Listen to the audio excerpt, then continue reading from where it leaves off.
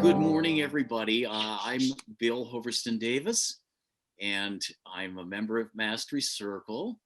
Um, and this, just a little background here, white privilege. We did some mornings on that. And that kind of inspired me to give my previous presentation on male privilege. And I presented a male perspective of that. Just briefly, we covered male privilege in work and career, personal space, everyday things, and public places. So how men have this male privilege and often take it for granted. So women's efforts to address male privilege could be called feminism. So I wanted to address women's responses in the form of feminism and give my thoughts. Now, I really have to say, I can't begin to even try to cover this subject completely, and certainly not subjectively, objectively. So these are some of my personal experiences. I wanted to give, first of all, an overview of feminism over the years, since this is Women's History Month, and hopefully most of you are aware of that. And then we can share some thoughts and experiences and feelings that come up.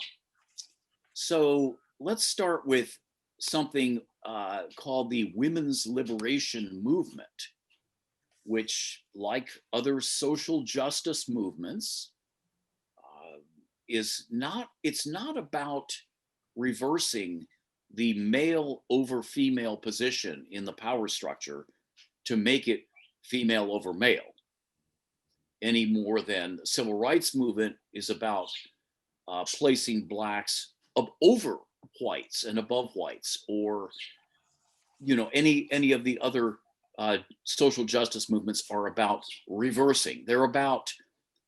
Feminism is about eliminating the unequal dynamic altogether to create equal opportunity. However, feminism is seen as a threat to the hierarchy. It's the unofficial, unwritten power structure that does not accord people intrinsic value, where they have worth because they are a person. But instead, the hierarchy, I call it the hierarchy, it values people according to certain characteristics, their gender, their race, their national origin, their religion, sexual orientation, etc. And also according to their conforming to certain behaviors. Well, just a quick example, just recently, and I'm sure there are other examples too, but a Texas school district just very recently, within the past few weeks, set guidelines on how girls are supposed to be taught to defer to men, to be feminine and to defer. And that's in the school curriculum. Now, feminism, there are old memes and stereotypes about what that is by detractors referring to such women as libbers, women's libbers, bra burners, women who hate men, or in the case of women in, quote, male careers, it's women who want to be men. And in fact, none of these is really the case. It's women who are looking for equal opportunities. Yet, there are men who find that threatening because it threatens the solidity of their position in the hierarchy. A man might be a poor man, uneducated, whatever, but if he can lord it over his woman, then there's perhaps a little feeling of power and that he has. So that's just a very simple example. But you find the Violence Against Women Act is controversial because it prevents a man from beating his wife if he decides to, if he chooses to. So that becomes a political problem. Today, women are on the front lines of protests in Myanmar, political protests, and in India. It's a political and economic protest. There's a new book called The Daughters of Kobani, and it documents this all-female unit of Syrian fighters, women fighters in Syria, taking on and beating ISIS on the battlefield in 2013. And Patricia just told us about the female gladiators of ancient Rome there. So I wanted to, since we are in, actually, first of all, just wanted to see if there's any thoughts or quick questions, reactions. Harvey, Bill, have you seen the team of women in Africa who are defending the animals against poachers? There's a whole troop of women out, and they're protecting the elephants from the ivory poachers. Wonderful. Go girls. Thank you for that other example. Yeah, there are many examples where women really step out into the front lines of struggles of all kinds, not just against male dominance, but animals to help them. So just stepping back here, since, like I said, we're in Women's History Month, you may have heard the waves of feminism. And I'm just wanted to just kind of run through these. The first wave of feminism was the suffragettes, Elizabeth Cady Stanton, Maria Stewart, who was the first US woman to give a political speech in public. That was 1832. Elizabeth Cady Stanton and Lucretia Mott met in 1840 while they were en route to London, where they were going to go to the world's anti-slavery convention, but they were shunned because they were women, so they weren't allowed to attend. Well, they came back to the US, and in 1848, they held a women's rights convention in Seneca Falls, New York. That might sound a little familiar. And the Declaration of Independence for Women was drafted. Lucy Stone helped organize the National Women's Rights Convention in 1850, and that was a larger event in which Sojourner Truth, Abby Kelly Foster, and others spoke, and Susan B. Anthony was involved. Now, in 1946, jumping ahead here, the UN established the Commission on the Status of Women. In 1948, the UN Universal Declaration of Human Rights to protect the equal rights of men and women. In 1949, Simone de Beauvoir published a book in France called The Second Sex, and the English translation was in 1953. That's the first book to use the phrase women's liberation. The second wave of feminism starts in the early 1960s through the late 1980s, where you have cultural and political inequalities being linked. In 1963, Betty Friedan published The Feminine Mystique. She was the founder of the National Organization for Women. And this movement, the second wave of feminism, identified a sexist power structure affecting women's personal lives. And the feminine mystique, which she referred to, was this expectation that people have of, and that women have of themselves, of what they're supposed to be. And certainly they were in the home, that was their domain.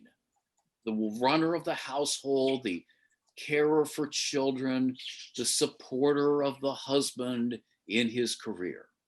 That was the feminine mystique, and she was happy, and she was a goddess in that field, but she dare not step out of that sphere. That's where she found her fulfillment. The third wave of feminism began in the early 1990s, and we find the inclusion of non-white and younger women. And the fourth wave, roughly 2008 to the present, it's the recognition of something called intersectionality justice, and also involving religious spirituality. And here it's interesting, we hark back to one of the first wave, the suffragettes that I mentioned was Maria Stuart, the first woman of any race to give a political speech in public, 1832. She predated and greatly influenced Frederick Douglass and Sojourner Truth, and she was Black. Okay, so this is really pioneering in several ways. Sojourner Truth. We move into the present, closer to the present, Audre Lorde, who died in 1992, but she was a self-described, get this, a self-described Black lesbian mother, warrior, and poet. Wow. All of those things. And she addressed the injustices found in racism, sexism, classism, capitalism, heterosexism, and homophobia. That is a laundry list of social subjects and controversies that she stepped into, and as a warrior. So intersectionality, Ange Marie Hancock Alfaro, who's a professor of chair in gender studies at USC, she's a globally recognized scholar in intersectionality theory. And she's, as she puts it, she says, intersectionality is who we are. She would say something like, I'm not just a woman. I'm not just a Black person. I'm not just gay. This is who I am. I encompass the totality of all those things. So I wanted to stop here and just get any reactions or questions, thoughts from anybody. Okay, good enough. Oh, yes. Patricia I'm sorry? Pamela, and then Patricia. And then unmute Patricia. The history is spectacular. My Lord. I'd love to see all those names written out, but wow. But maybe this is not the place, but and Bill, maybe the last time when you first presented this, you answered the same question. Shoot. You are fascinated. You are drawn to this with enormous power. And I don't know whether it's for your sister, your mother, some experience you had in New York City. I mean, why are you so passionate about this, or how? You know, I don't know if I have an easy answer for that, Pamela. Okay. I think I started to, I think probably in college, that was an awakening point for me in a lot of different areas, in terms of politics and religion for sure. And I think I could probably date back to sometime then. I do remember that at the end of my freshman year, I had pledged a fraternity. And as I got more involved with the organization and with the guys who were in the organization, I began to see the ways in which women were regarded. For example, if a guy was throwing an insult at another guy, he might say, "You woman." Oh. Oh, yeah. Okay. You know, or, and of course, well, we all know this is a sort of a subliminal thing, but to say, you suck. Well, who sucks? Women and gay men. If you think about it, we're just going beyond, there's a meta message there. Okay.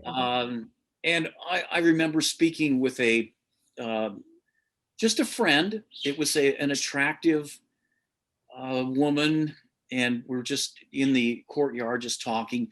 And a group of these guys from the fraternity went strolling by, and then stares were sent in my direction, and smiles, knowing smiles. And then later, when I encountered them inside the dorm, one of these guys spoke for the others. Hey, what was that I saw you with? Not who, but what. What was that I saw you with? And I started thinking about the objectification of women. I had a sociology professor who assigned a paper on socialization, and I did mine on, but at this point, this was a year later, I'd become disillusioned with some of the stuff that I saw. And so it was a real scathing exam, using an anonymous fraternity as the subject of this, and just wrote in scathing terms. And it was well documented. It was, I think, a well done paper. But since he was an ardent fraternity guy, he gave it a B minus. Should have had an A or an A plus, in my opinion. But hey, you know, I wasn't the professor. So anyway, that's just a couple things. Did that help to answer? Yeah, Okay. Yes. Sorry, sorry to go on so long about that, but you got me rolling. Okay, Patricia, don't get me rolling so much. This week there was this article about violence against women, and I'll read a few paragraphs. The World, excuse me, the World Health Organization this week published a report saying that 1 in 3 women globally, around 736 million, have been subjected to physical or sexual violence in their lifetimes. The World Health Organization director said that violence against women was endemic in every country and culture, and had been exacerbated by the coronavirus pandemic. And he said, unlike COVID-19, violence against women cannot be stopped with a vaccine. And he called for more investment in services to help vulnerable women. And I need to add that education, since young boys start to understand the different roles in society, that's very important, education. And that's why language is also very important, because we understand the world through language. And I have to say that Spanish is very male oriented. You can be talking about some friends in Spanish, and if there are 4 women and 1 guy, immediately that word becomes masculine, amigos. And so now people conscious about that, people say amigues, which is inclusive. Amigues with an E. Yes, and that's why people in this country even have a problem with the word Latino. I mean, French people are Latinos. I mean, but anyway, why Latino? So here people say Latinx. The word Latinx involves both. So Exactly. it's very important how language affects our thinking. That's another thing. So it will be education. and the way we talk. I would add to that comment that the WHO director said. Beautiful. Thank you very much. Ron? Bill, my education started in college also. And it was very dramatic. I joined a fraternity. It was all male oriented. But more importantly, from 1975 to 1990, I was executive vice president of a company. I managed about 10,000 women throughout the United States who were in direct selling, like door to door, like Avon, that type of thing. And that's when the women started emerging. And I had met Betty Friedan several times. And it was an amazing revolution because many women started earning more than their husbands. The conflict was dramatic, okay? Moving forward, after the company was sold, I left the company and spent 20 years in executive recruiting, where the prejudice is so strong. They would say, well, we need someone for this position. And they can't say we can't have a woman, but they would say, nobody with long hair, please. In other words, that was continued. So I've had 40 some years working with women who I love and are smart. And my mother was very smart. And when I got married at a young age, she sat down, I think you might know this, and gave me 10 points in a marriage that I should do.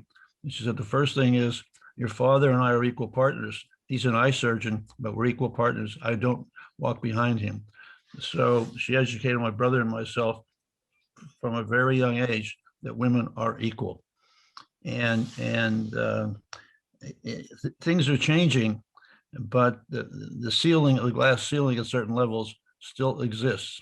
One of the big culprits, and I'll end with this, is the church. The church always wanted male dominance, still does. So keep going. You're right on top of everything. Great stuff. Thanks. Yes, Jonathan. Yeah, you mentioned intersection, right? Intersectionality. Intersectionality. And what I heard when you were saying that was enlightenment, not identifying with any particular thing, but being in the moment, everything. So really, thank you. Thank you. Great comment. Yes, Linda. You know, this talk reminds me of when I was in my former career as a television reporter, and I had very few role models, even though there were some women working, but it was mostly men. And I modeled myself after men. I thought, if I'm aggressive, if I go out there and I just be real aggressive, I'll be okay. And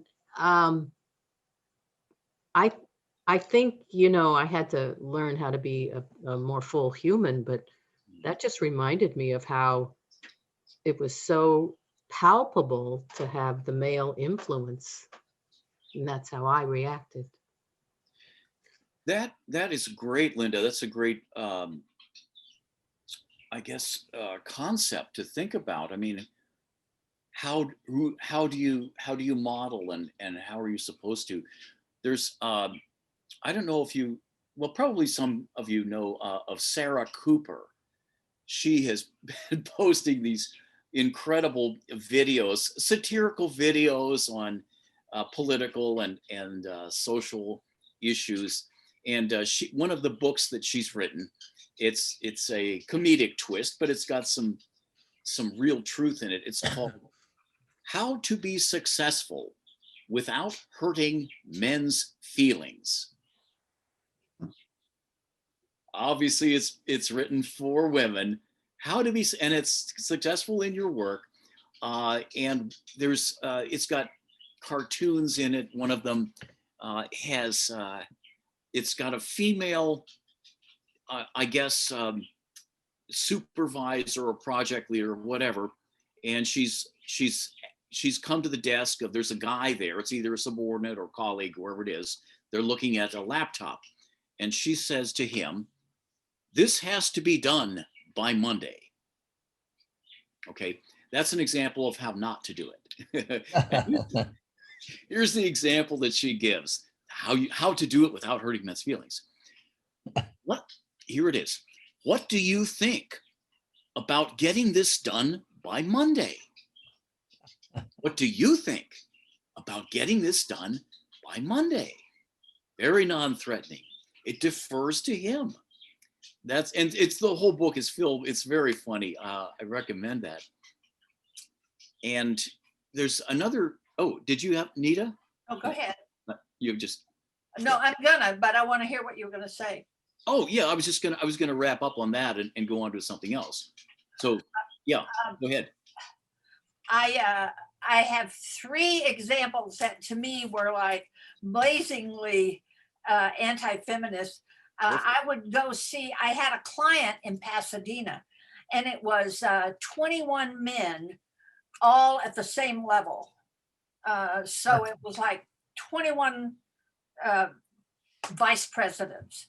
And when I would go see them to talk about their work, they would sit me at a table in the back by the door because even though they were talking to me about the work they needed, I had to sit away from them. And another one was what Linda said. And I remember saying this, when I would go in to interview for a job or a project, I would say, well, you know, I work better with men than women because that always made men feel good. And then, like I say, I can't watch Mad Men because it is so close to how women were treated in the workplace at the time. That's all. Great. Thank you. Thank you very much. Those are great examples. Oh, wait, I forgot one more. Yeah. When you do work for us, you can use any color in the world. Just don't make sure it's not on a Kotex box. Seriously. Now, that's a subtle thing because I don't know if many people know what that means. But back in the day, you didn't have tampons. You had Kotex pads. And the boxes were pink and lavender and pale green and pale blue. And, you know, so anything on a Kotex box smacked of feminine. So we don't use those colors. Wow. That is fascinating too. I was thinking the part where they wanted you to sit far apart. Maybe they were thought that you were contagious and they might catch some sort of a woman thing by you being close. Yeah, like great examples. Thank you very much. I wanted to mention here a website that is a wonderful resource, and I just wanted to go through a little bit with you. It's called everydayfeminism.com. And it has articles about, you know, we're talking about intersectionality. It's there big time. So the categories across the banner are Feminism 101, privilege, trans and gender nonconforming, racial justice, LGBTQIA, class, religion, sex, love, body, disability, and the last section is comics, which is a funny take on all of those categories. So the articles, for example, 5 reasons why it's okay if you don't want children. Okay. Beyond diversity, how to build a truly anti-racist organization. Practical decolonization, how to live it daily. Why you should stop saying slut and what to say instead. 7 common myths about people on welfare. You can say, obviously Ron is getting a kick out of this. You can still be transgender if you don't feel physical dysphoria, and here's why. How men can better recognize and interrupt everyday sexual harassment. Some of the articles are directed toward toward males who want to help and are referred to as allies. So What's the name of the website? oh, it's called Everyday Feminism .com. Yes. Thank you. Sure. 7 actual facts that prove white privilege exists in America. Here's one. What is a non-binary gender? Think you've got trans down, but still feel confused about non-binary? Here's the 101 you've been looking for. Here's another one. I'm losing tons of friends fighting racism, and I'm totally okay with that. 3 well-meaning assumptions about women that you never realized were sexist. And this comedian turns the tables on sex position jokes. So we're covering all, I mean, this is the best example that I have found to kind of explain and help people understand. It's done in it with a little nudging, some humor. It doesn't at any point that I found try to beat people over the head. And I think in general, the idea of someone saying, okay, I get it, and I'm gonna tell you what it's all about. I think that's counterproductive. It can be wrong. It can certainly, I think, is not effective in any area in which we have true convictions to say, I am right, you are wrong. We are right, they are wrong. It creates defensiveness. So I think the better way is to just help open minds gently and gradually and steadily. That's kind of my take on that. Any thoughts on any of that wide range of subjects there? Okay. All right. Let's see. Oh, yes, Patricia. Bill, I just want to acknowledge one more area that is so important. And Yeah. I just glanced at the everyday feminism that you mentioned, and I saw another link there for feminine porn, which is such an important field to support and explore. The whole area of how the visuals we were fed of what eroticism is, and how young men and old and growing up with like, oh, that's what pleasure is or something like that. So it's really important to support the education around porn. Thank you, Rena. Yeah, thank you. There's there's the very obvious hardcore porn, and then there's stepping back. There's all kinds of different levels of where that exists. And then there's the soft core, and then you get into areas that are kind of blurry, like you get into advertising, which is very commercial, and yet there's that subliminal. I mean, this goes way back to like the Hidden Persuaders, Vance Packard, and all the studies that have been done on how sex sells and it's used in a certain way.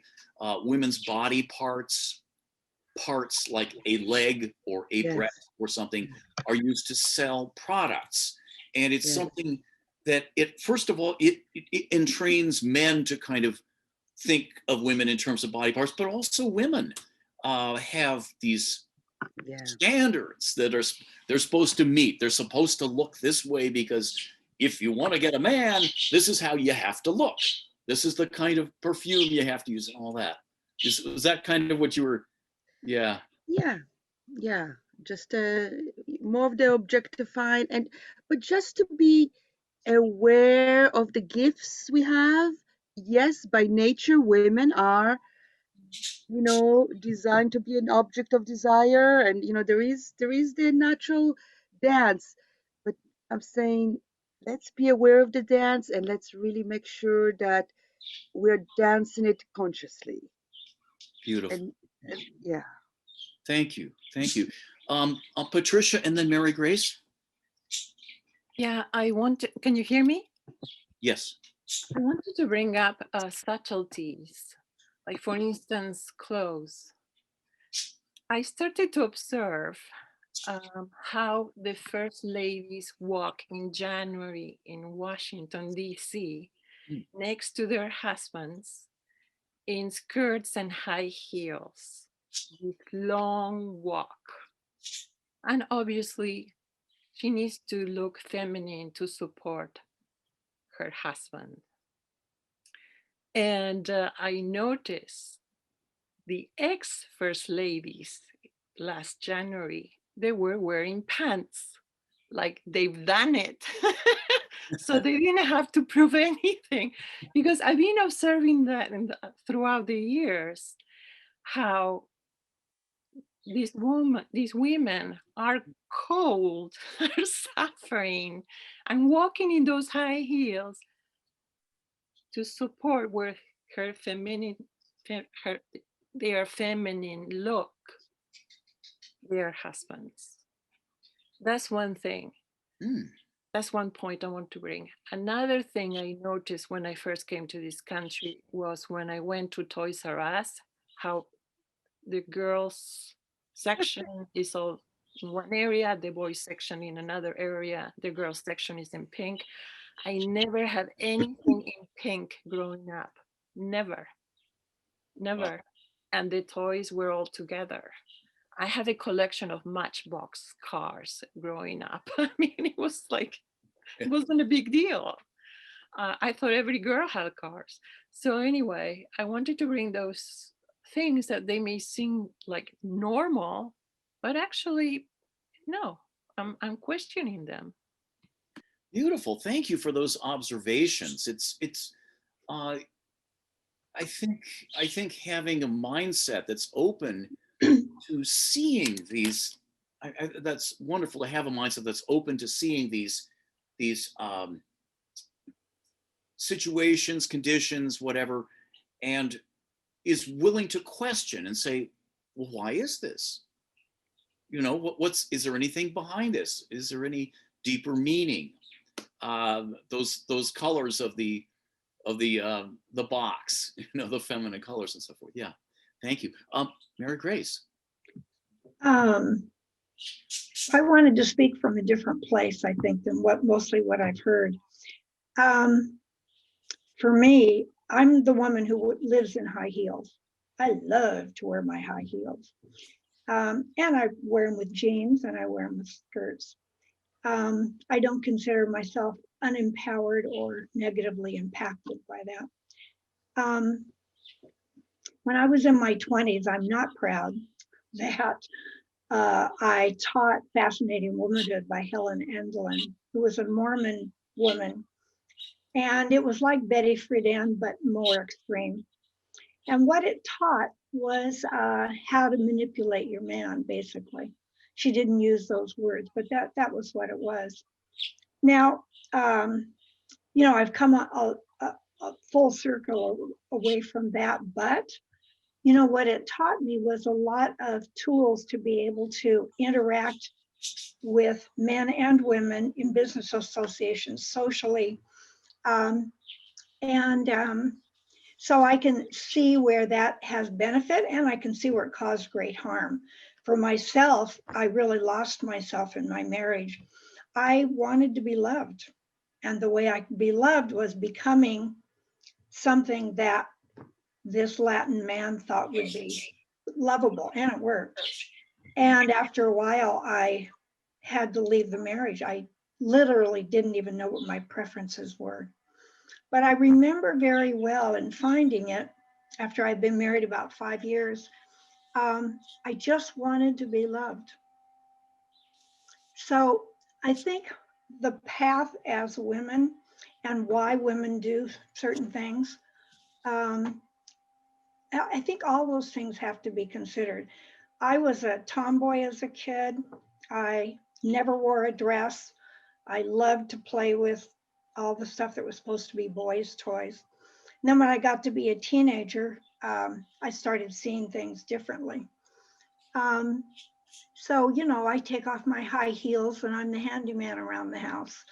I have laid my own patio. I have, put in kitchen or garbage disposals. I've removed toilets and put new toilets in. I've done all that. And then I put my high heels on and gone out that night. So, I think we have to be careful to not box in different behaviors, box in appearances, and to just kind of be all of it, what feels natural to me, to everybody. So just wanted to kind of speak up for that part. That's great. Thank you, Mary Grace, for that very nuanced, perspective. Yeah. Patricia, did you have something? Anybody else? Okay, Patricia, please. Yeah, no, I agree with you, Mary Grace. I love high heels too, but I wouldn't walk a long distance in Washington, D.C. with them. I do. And I think my favorite saying is that a woman should have a power drill and a black lace bra. Yeah, exactly. Exactly. That's great. Yes, Dana. Dana has, yes. I was thinking earlier when Jonathan beat me to intersectionality, and a lot of these we're talking about categories, but the categories extend from individuals. And instead of thinking in terms of these categories like gender or politics or whatever they happen to be, if we deal with everybody as an individual person, the categories begin to kind of dissipate because they almost become irrelevant. And the categories, I was raised with a labor relations executive as a father. He was actually director of labor under Reagan for the state of California. And it was a patriarchal environment, as you can imagine. But not only patriarchy, but it moved into the division of labor and management, and he was always on the management side of that equation. And it struck me that as I was becoming who I ultimately found, the path that I ultimately found myself walking was one where the only people that were on it were people who thought about themselves as individuals and about everybody else as individuals, and didn't form these broad categories. And so at that place, it's almost like the still point of the intersectionality. You have nothing to connect anything to except the dots, just people themselves without all the labels. And it takes work not to see somebody through categories, because categories do the thinking for us. And if we can just approach people individually and deal with the high maintenance of having to live an individualized life, then everybody that we encounter becomes meaningful. So anyway, thank you for what you brought in today. Thank you. What a beautiful sentiment. Yeah, exactly. Ultimately, that's to be able to see the divine within the person. And the other stuff doesn't matter. What gender they are, what color, their thoughts or opinion, all of that stuff kind of fades away, and you see the essence. So that's beautiful. Thank you. Bill, you have 5 more minutes. 5 more minutes. Okay. Whoops. Okay. Here's something that I have gotten from just from that site. I will say, which I recommend, is this idea that there are people who want to present themselves as being allies, men primarily, who take pride in the ways that they have been helpful to a woman or had a good point of view toward women or something like that. And when that happens, it's kind of, there's an analogy to white privilege. You know, I have a black friend, and I have done this for blacks, and I'm not a racist, and and I'm proud of my enlightened opinions and what I have done for this. No, you're not there. You're not there. You're not there. You're on the way, but you are not there yet. And that is something that I think they would say to a guy who said, well, there was a woman who da da da, and I said da da da, and I helped her out. No, you're not an ally just yet. You're on your way. Maybe you're going to get there, but it's taking yourself out of, ultimately taking yourself out of it to be able to see and to help clearly the other person. I think taking more the approach that Dana described is something that would result in being a true ally and being aligned with the people that ostensibly you want to support. Let me see. Okay, any final thoughts here? Questions? Reactions? Yes, Gordon, please. Yeah, Bill, I totally concur with what Dana was saying, that categories, that I was brought up on a basis where everybody's equal. Didn't make any difference if it was a man or a woman.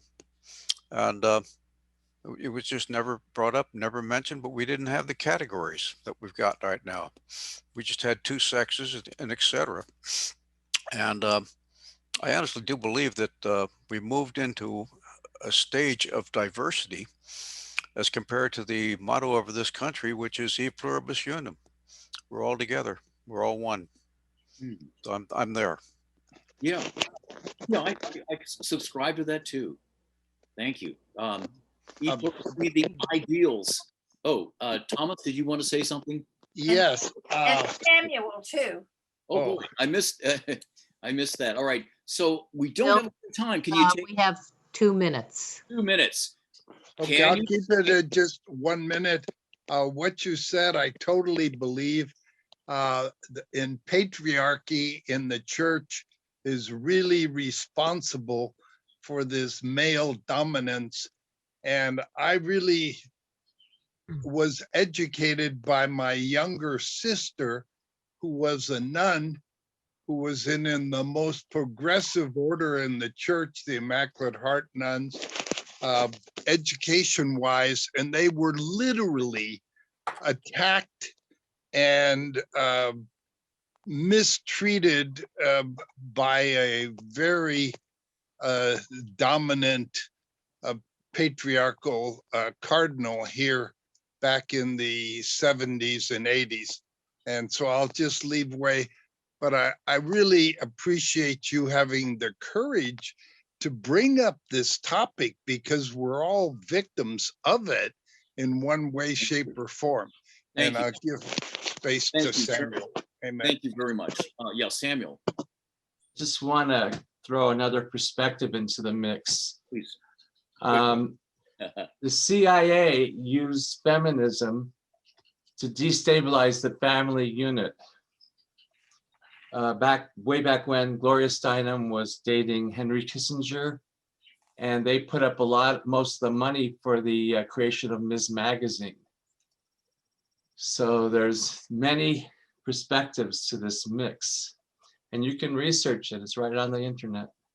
You know, that's brand new to me, and it's obviously something to explore at a different time, but okay, thank you so much. So anyway, just a quick wrap. Thank you all very much for your time and attention. I do feel, like, who am I really to talk about this? So courage, I don't know, or stupidity, I have no idea, but thank you all very much. And I'll yield.